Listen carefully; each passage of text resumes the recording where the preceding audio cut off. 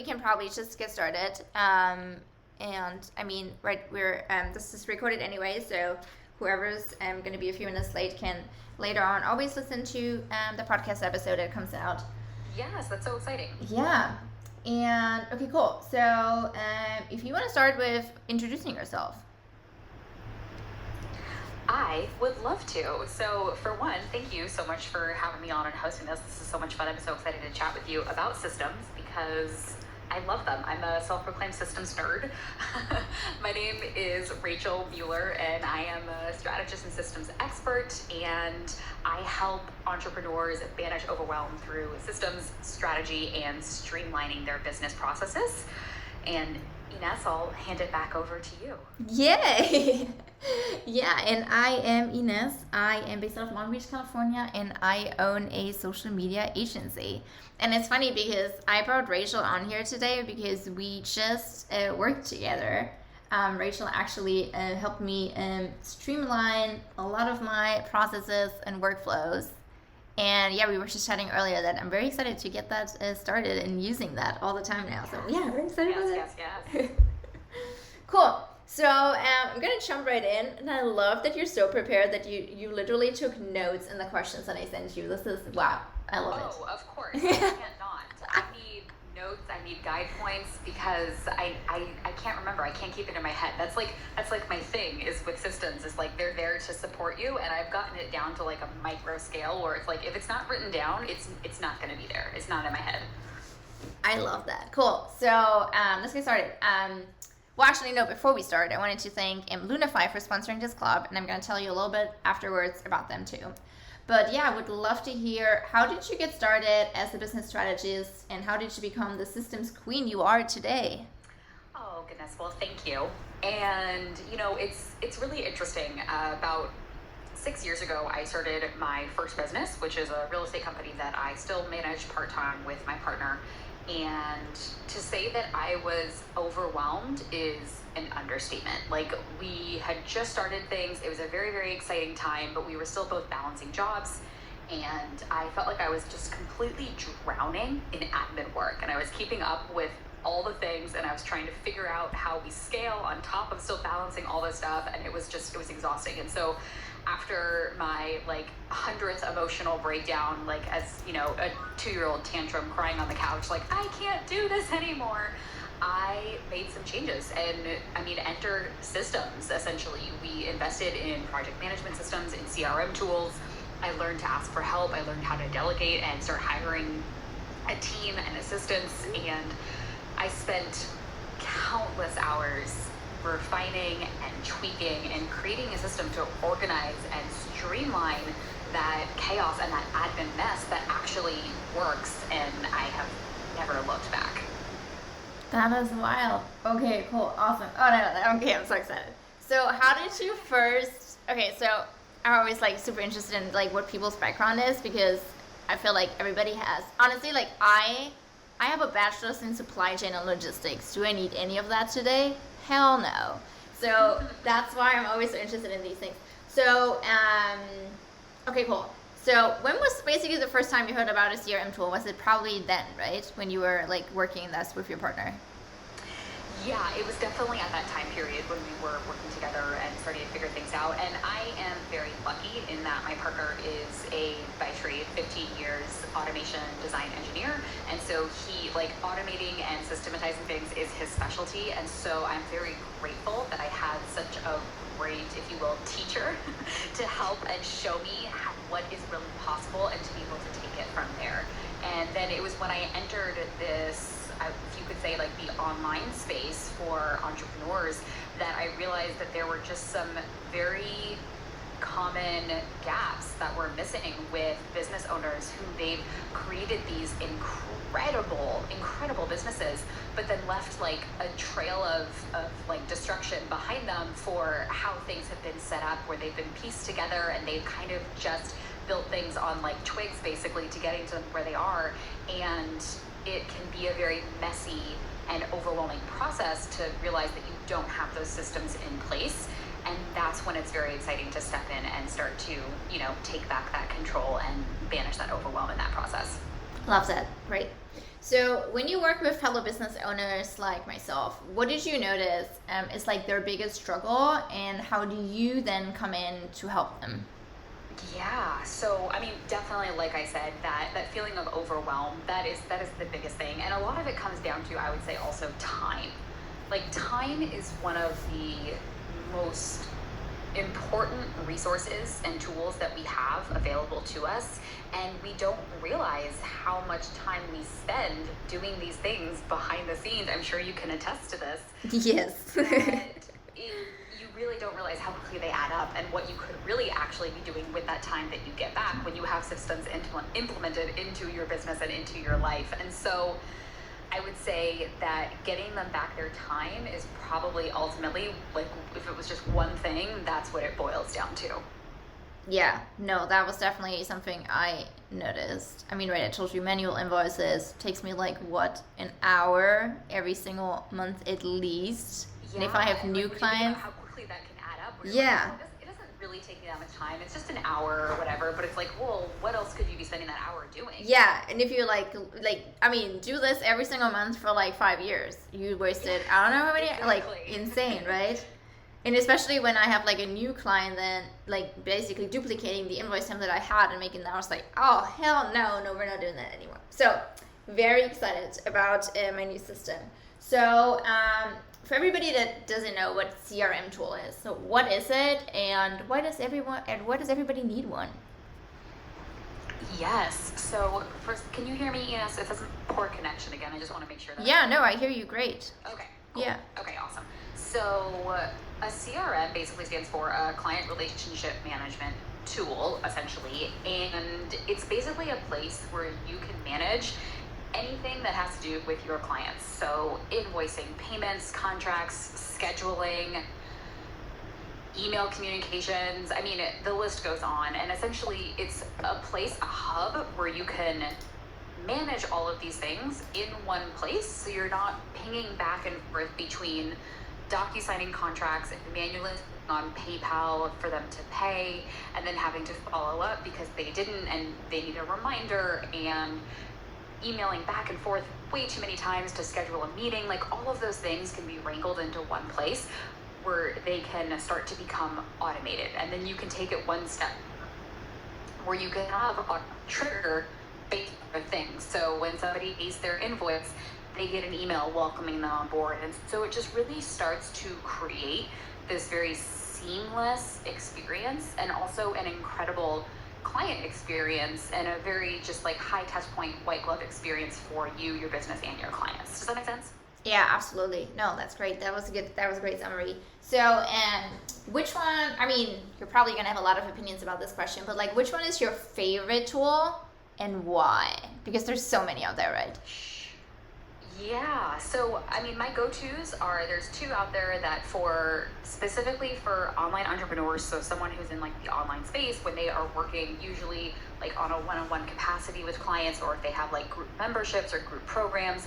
My go-to recommendation is either Honeybook or Dubsado, and they essentially both do the same thing. I would say that Dubsado is a little bit more robust in that there's a little bit more that you can do on the automation side of things, on the design side of things. It just has like a little bit more capabilities, but they're fantastic for basically being able to wrangle all of that mess in and start to implement it in a very streamlined way. And I would say that, like I said, Dubsado is much more robust. Honeybook is a great option if you just need something to get started, and it can be like, you know, maybe tech stuff is not really your thing. I find that Honeybook is very user-friendly and very intuitive to get started with.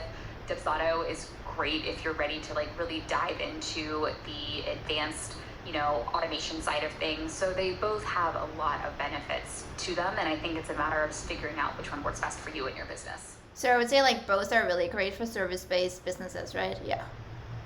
Yes. Yeah. 100%. So for, let's say, somebody that has a product, to be honest, I've never really asked myself that question until right now. So somebody that has a product, is like a CRM tool also something for them? I'm wondering if that would work. Possibly, and to be honest, I primarily work with service-based entrepreneurs, Yeah. so I haven't done a ton of product work, but I know that there are different tools that are available for product-based businesses that essentially function and do the same thing, but they might have a little bit more of a different client journey because, you know, when you're working one-on-one with somebody, there's very like similar steps versus when someone's like clicking a button to buy a product or what have you, it works a little bit differently, but there definitely are options out there. Awesome. Okay, great. And I think the next question I wanted to ask you, how do you identify which one works best for whom? But I think you already answered that question. Great. So I'm kind of wondering because there's probably going to be a few people in the audience that are interested in one of those tools. But for me, it was I just didn't have the time, I guess, to like sit down and really figure out which one is the best and how to implement that. That's why I brought you on to do that. But in general, I assume, right, that anybody could basically I mean, you're just gonna take like a lot of time if you don't know what you're doing, but they could probably, I guess, set those up themselves eventually. Yeah, I mean, it's definitely something that you can do yourself. And what's great about both platforms is they have amazing resources and tools available for you to be able to do that. And so you can always kind of dive in and see. I have shared tons of resources too for like deciding which one's best for you, and that can always be a good thing too if you are feeling a little overwhelmed, like you said, where you're like, I don't know how to do this, I don't have the time to do this. That's when it can be a great opportunity to bring an expert in who can help you and, you know, let them in their zone of genius set these things up for you and build out that client journey and really help collaborate with you versus you feeling like you are just like piecing things together if that's not your thing. Yeah, that's how I would have felt. That's why I brought you on. So, what's some advice you would give fellow business owners that are trying to scale their business?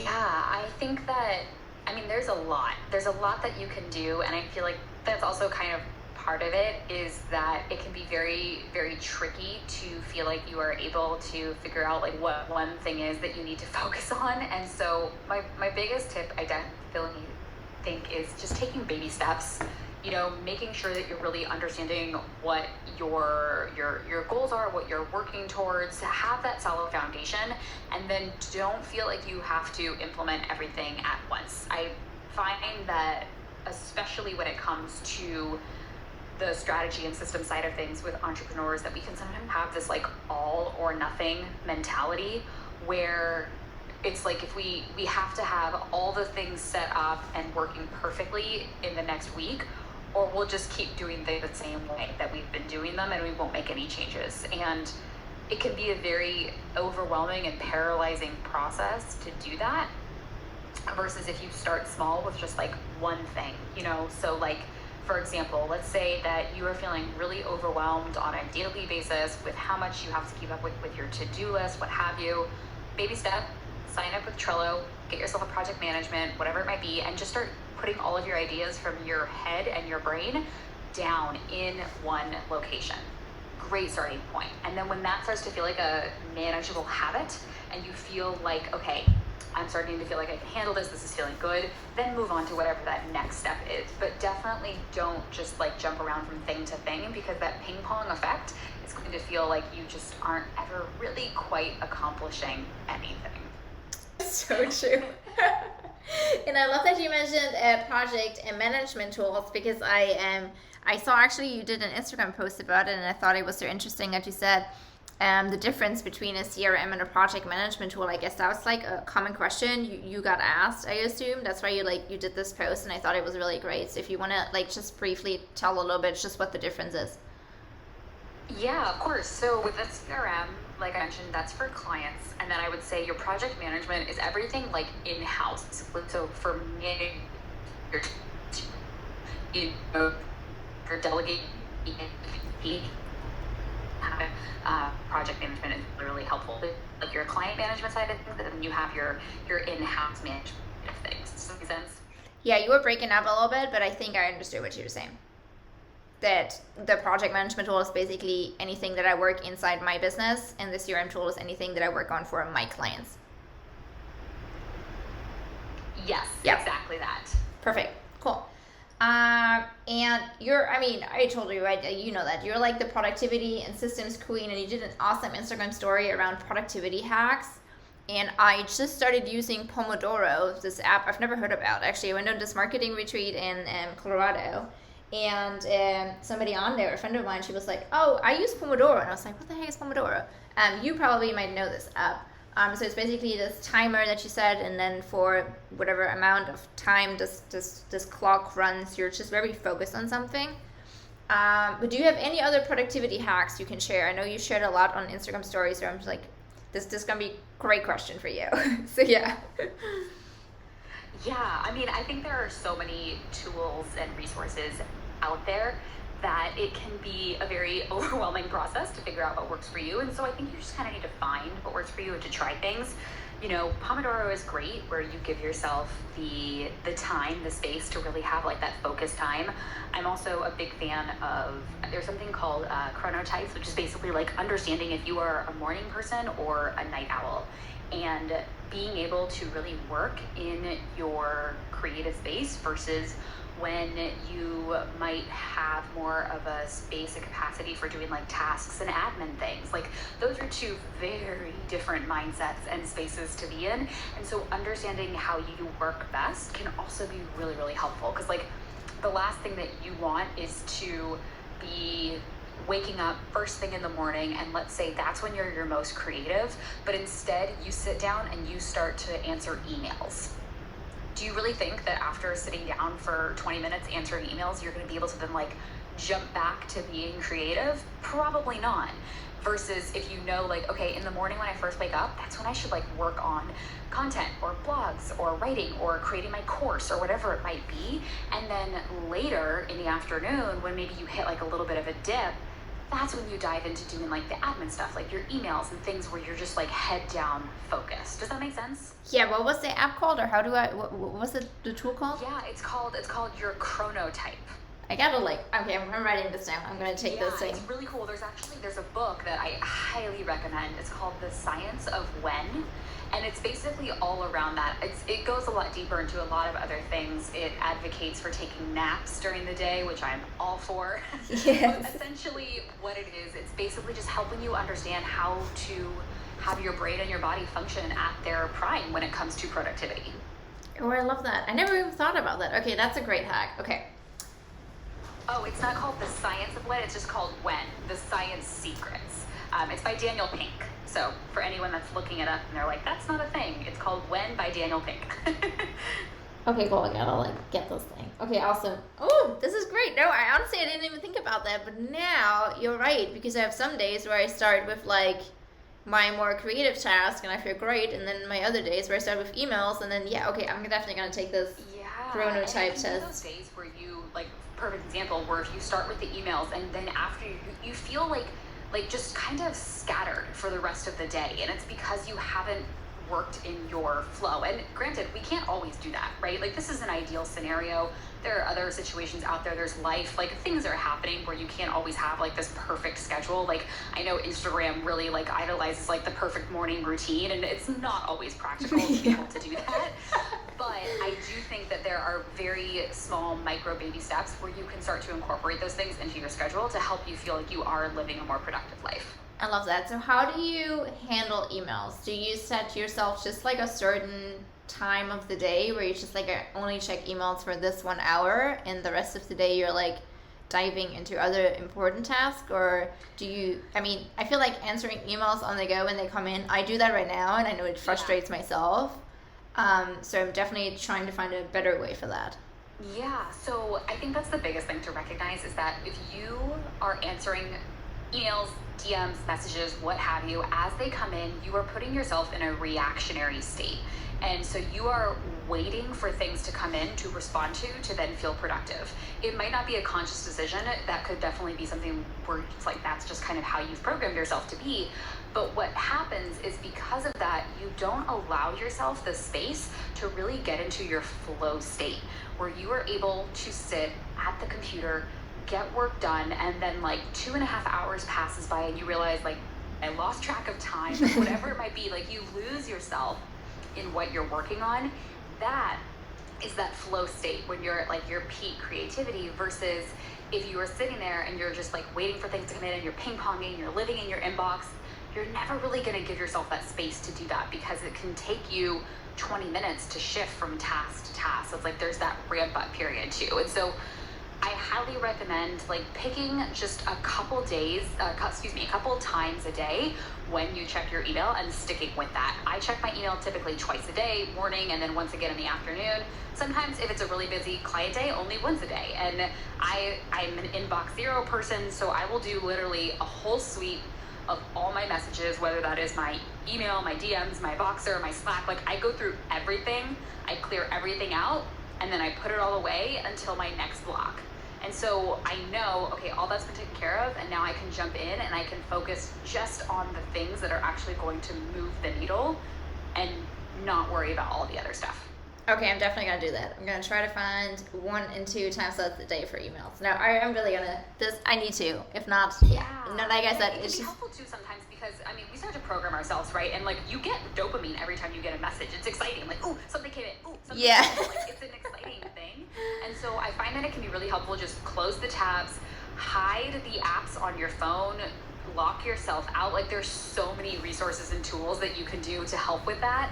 And then from there, just give yourself the space to focus on that thing. Set alarms if you want to. Like there's just so many options. Yeah, and I think it's not an excuse, but I mean, I feel like working in social media, it's like this extra layer of, oh, there's a comment, we have to answer that immediately, you know, and like any client's post and things like this. And then some of the DMs too, where it's just like, well, you don't want that person to wait an hour. So I feel like that itself opens this other whole can of worms where it's just like constant distraction. Yeah, well, it's hard too, I think, and I know I'm kind of like derailing our conversation here, but I think it's important to mention that I feel like we kind of live, because of technology, in this space where people have started to expect an instant response. Yeah. And that's something that, like, if they don't get, it's almost like the other person is disappointing them or letting them down. But I think we've kind of started to see this shift where it's like people are starting to recognize that, like, that's like, you think back to even when I was a kid growing up, like we had a landline at my house and that was it. And if I wasn't home or if my parents weren't home, you left a message and you'd get a call back when they were available. And it's like we've kind of gotten away from this where it's like my time and your time and I need you and this and that. And I feel like if we can kind of start to take control of that a little bit more, it'll just give us a lot more peace of mind. That is very true. No, that's very true. What productivity hacks do you have around calendars? Because I feel like all of us have tons of blocks and even like invites and general other personal business things in our calendars. Like, how do you like track things? Like, do you have some hacks for that?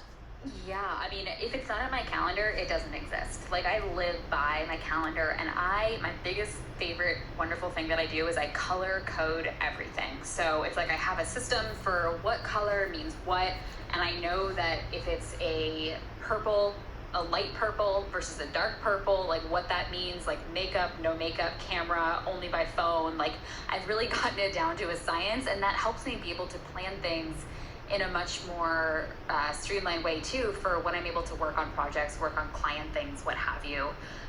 I also only take calls twice a week, which allows me in that other time to focus and really dive back into, like we talked about that for that flow state where I'm able to like really dive into projects and stay focused and not feel like I only have like 30 minutes and then 90 minutes and then a call and then I'm distracted and then bouncing around to everything. And that has been really, really helpful too. I love that. I actually just started doing that a few months ago. So I have my Wednesday and Thursday completely blocked. So usually it's going to be hard to get on my calendar that day, only if there's literally no other day available the week to meet. Yeah. And I use those for very just strategic content creation days for the following weeks and things like this. And it's been really helpful. It's just, I have Monday as my call day. So Monday, my calls are a little wild.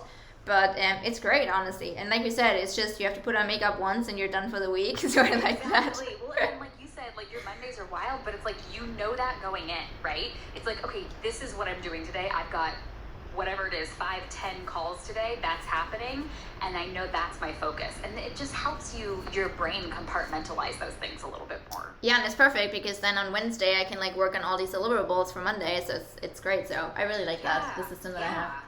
Awesome, cool. So I assume, okay, calendar. So you are not a paper calendar, you're an online calendar person, I assume. Yeah, I mean, I am a pen and paper gal at heart. I've had paper planners like my entire life, and I really love the aesthetic of paper and that kind of thing. But I find that our schedules can be so volatile sometimes that it really is helpful to have everything be digital. And also, I'm a big traveler, and so having something that is just so easy to move with me, it just makes things so much easier. That's very true. No, yeah, no, I totally understand where you're coming from. I have this one calendar from this digital community that I'm in. Like they send out these like paper calendars like for every quarter. But it's crazy because it has this like gratitude and affirmations journal, and then like a whole schedule thing, and then a to-do list, and a whole page to like journal again. And I only use it for my to-dos and for my schedule, even though I track it in like 3 different places at the same time. So definitely also more like an online tracker here. Yes, and I think that too, like as you start to dive into you being like the general you, dive into project management more, and you start to utilize different tools, you start to see that like it can feel almost like inefficient to have some stuff on the computer and some stuff on paper. So like you really just gotta try it and find what works for you. Yeah, for sure. Awesome. Okay, cool. So what are your favorite business tools that you use very regularly? So just like it literally can be anything that you really like love to use to manage your business. Yeah, so CRM and project management, 100% number one. Honeybook and Dubsado are going to be fantastic. I personally use ClickUp to manage literally everything else. Anything Google, G Suite, I'm all about. Love being able to have all of that in one place. My calendar, like I said, I live by my calendar. And then I would say, I mean, the biggest thing for me, besides just like the system side of things, has also been like, we don't learn in school how to run a business, how to manage finances, like all of these things that like are actually the things that we need to be learning to live life as an adult. And so the biggest thing for me has been figuring out ways to learn how over the years to actually run a business, to manage finances in a better way, that kind of thing. And the number one takeaway that I've seen in other entrepreneurs too is like really having a good foundation for how you are doing your bookkeeping, how you're managing things. The profit first method has been a complete game changer in both of my businesses. I highly recommend that to anyone who is like learning how to manage their business finances. If you are a newer business and you're still not paying yourself, I highly recommend checking out Profit First. Wait, that's a book, right? It is, yeah, it's a book, but essentially it's a method. It's a method that teaches you how to manage your finances, allocate things for certain expenses, and being able to really fully understand how to run your business on X number of dollars, and also prioritizing paying yourself, having money set aside in savings, like all of these incredible resources. It's crazy because I just met with my coach this morning. Usually we meet on Tuesday, but this week we met on Thursday. So it was literally this morning at 10 a.m. and she told me about this book too. Oh. Yeah, so this is a sign. Okay, I gotta read it. I don't know what is. Okay, I gotta like read this. Okay, awesome. Cool. What do you like about being your own boss and what do you not like? Oh, and I have a lot of opinions about that. Oh man, yeah. Okay, so there's a couple of things there. I would say let's start with the things I love. Freedom, time, all the things. I mean, that was the biggest thing that you learn the difference when you go from being in a corporate environment where it's like you get 2 weeks paid vacation and that's it, and you have your weekends off maybe sometimes, and otherwise like you're on this like hamster wheel strict schedule, versus when you become an entrepreneur, it's like I can go to the grocery store at 11 a.m. in my sweatpants on a Tuesday. This is awesome. Like there's no one out. This is great. I'm never changing my schedule.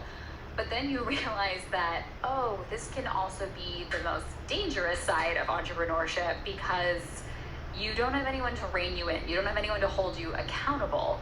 And so I think that has also been the hardest thing, is learning to, just because I'm working from home, learning to compartmentalize and know when there's like business time, when I also have my freedom time, and how I'm planning things and managing those things a little bit better. That's so true. And it's I 100% agree with everything you said. It's funny because I was researching some new hashtags for my post the other day, and hashtag work from Wi-Fi. I was like, oh, this is interesting. So I started using that. And then I was like, wait, I gotta put this to good use. Like, now I gotta live by this. So a friend of and I are actually thinking of like going somewhere and like working from there now. And I was just like, this is crazy. Like, I can't do this. Why am I not doing this? So, it's very much a mindset shift. Yeah. That comes with switching things and shifting into this world, because it's very different. And like, you'll have a conversation with someone who just is not involved in the online space or entrepreneurship at all, and they're like, wait, I don't, like, what do you do during the day? Like, do you work? Like, yeah. Schedule. That's very true. And I think one lesson coming from corporate also that I learned was that in corporate before, I felt like when somebody messed up, there was a lot of like finger pointing at other departments, at other people. Nobody really was like owning the mistake they made. It was just this, I just felt like this was like where I worked. And now being my own boss, like if I mess up, like I gotta own this shit. Like, there's no hiding anymore. So, and the other day actually it happened for the first time. I was like researching some influencers, and honestly it was a stupid mistake that there was somebody that on TikTok has a lot of followers, and the same name on Instagram literally only has 20, so obviously completely not usable for an influencer.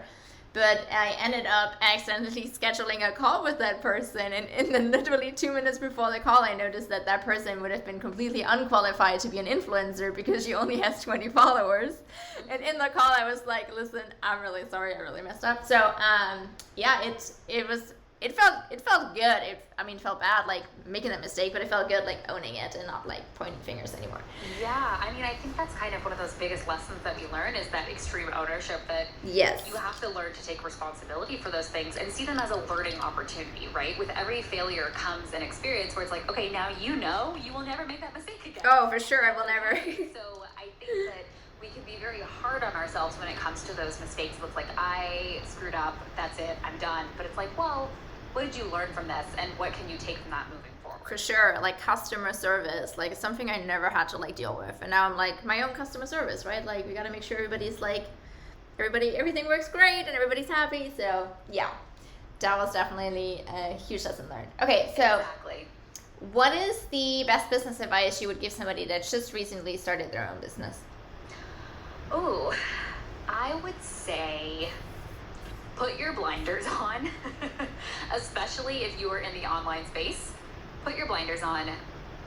Don't get distracted by all of the people who are screaming 10K months at you. Oh, yes. Really understand your own foundations. Really figure out what it is that you want to be doing and build your business from that. And it can be very overwhelming, right, when you are first getting started, because there are so many directions and so many things that you can do and go and all this stuff. But if you build your business based on somebody else, you are not going to feel fulfilled by it.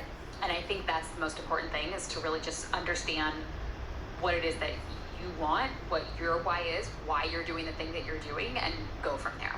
I love that. And I think for me also huge was outsourcing. Like I just don't have the time anymore to like sit down and learn certain things. So I'm just like, there's other people that are doing this. They're geniuses at this. Like why am I even trying to spend a minute doing that? It's so important to recognize when you get to that space where the things that you were able, when we start as business owners or entrepreneurs, like we wear all the hats, we do all the things, and that's 100% normal. So for anyone who's listening who's like a new business owner and they're like, oh, I gotta outsource, like maybe you don't, like maybe it doesn't make sense for you yet, but there will come a time when you managing all the things doesn't make sense anymore, because like you said, I don't have the time to be doing this. I need to be focusing on XYZ, and that's when it's an amazing opportunity to actually start delegating and asking for that help. For sure, 100%. Awesome. What do you wish would be more accessible to you as a business owner? Do you have anything where you're like, ooh, like I'm really like missing this and I would love for this to exist? Yeah, I think for me, it was when I was first getting started. Entrepreneurship is lonely. And I think that a lot of people feel like they need to like kind of have it all figured out by themselves on their own. But having a sense of community, feeling like you have someone that you can confide in, who you can get help from, whether that's a coach, a mentor, a group program, a friend who's going through the same thing as you, like whatever that might be, I think that having those resources so valuable for when you're first getting started, all the way to when you are making 7 and 8 figures, you can never discount how important that is, that foundation of having community and that backup is for you.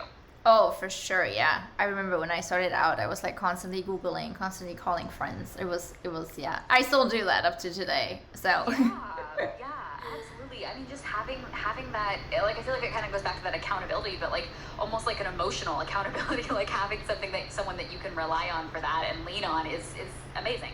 For sure, 100%. Awesome, cool. Oh, that's been amazing so far. I would love to open this up for questions. So if anybody in the audience has any questions for Rachael, our systems queen, don't be scared. Come up here and you can ask all the questions that you want. In the meantime, Rachael, if you want to tell a little bit about where people can find you, where they can support you on social media and beyond. Yeah, absolutely. So I am on Instagram. That's where I hang out. You can find me at hey.rachael, Rachael. Thank you, Mom and Dad, for that difficult spelling. And I also have my blog, my website, which is just heyrachel.com, and I do blog posts and share fun resources on there as well. But really everything I do as far as resources, trainings, discussions, you're going to find me on Instagram. It's been so much fun. I've learned so much. This has been wild. I know exactly. I have some action steps that I'm going to do. I'm going to take the chronotype test. I'm going to read some books. I'm going to organize my email time frame when I read and like answer them. So I'm so excited. Yes, I love all of that. I think it's amazing, and I'm very excited to hear how these shifts work for you. Yeah, me too. Awesome, cool. Before we leave, again, right, I was saying earlier that this club is sponsored by Lunify, and if all of you want to check it out, it's a free app you can download from the Apple App Store, and it literally helps you just get rid of your freelance finance headaches. It's really great. You can discover potential write-offs, and you can, honestly, it's been really, what I love most about it is that you can literally see how much taxes you owe before there's a tax season coming up. So go check it out. It's really cool. And yeah, no, this has been amazing. Thank you, Rachael, for coming up here and talking with me and answering all my bazillion questions that I had. Thank you. I greatly appreciate it. And like I said, for anyone who is listening now and has questions, or if you're catching the replay and you're listening to this and you're like, wait, I have a question, please definitely reach out. I am here to help. Likewise, same here. Awesome. Well then, thank you again, and see all of you guys next week. Thank you. Thank you. Bye. Bye.